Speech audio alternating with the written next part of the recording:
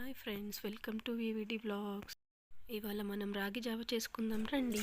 ఇందుకోసం నేను 2 glasses of water పోసుకున్నాను. అది బాయిల్ చేసుకోవాలి వాటర్ని. ఒక బౌల్లో వాటర్ తీసుకొని నేను చూపించిన స్పూన్తో 1 స్పూన్ వేసి మిక్స్ చేసుకోవాలి. రాగి పిండి దోశ బ్యాటర్ లాగా.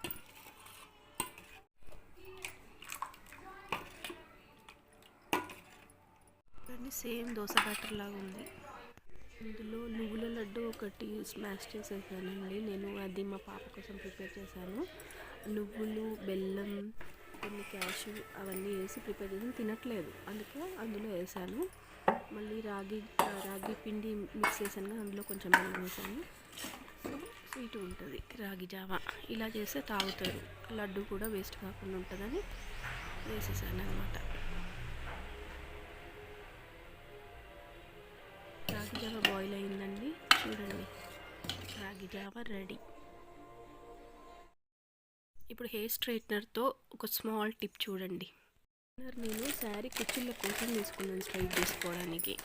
ఇలా మనం కట్ చేసిన ప్యాక్స్ ఉంటాయి కదా, ఏదైనా సాల్ట్ కానీ ఇంకేదైనా కానీ, వాటిని హెయిర్ స్ట్రైట్నర్తో మనం ప్యాక్ చేసేసుకోవచ్చు. అలాగే చూడండి వీడియోలో చూసినట్టుగా. ఈ టిప్ అయితే లైక్ చేయండి, కామెంట్ చేయండి. ఫ్రెండ్స్, సబ్స్క్రైబ్ చేసుకున్నారు కానీ ఎవరు చూడట్లేదేంటి ఫ్రెండ్స్? వ్యూస్ తక్కువ వస్తున్నాయి అండ్ ఎవరు కామెంట్ చేయలేరు. హాయ్ అని ఒక 4-5 మెంబర్స్ చేశారు 35 మెంబర్స్లో. హాయ్ అని కామెంట్ చేయండి. చూడండి, టిప్స్ నచ్చితే లైక్ చేయండి. Okay friends, thank you.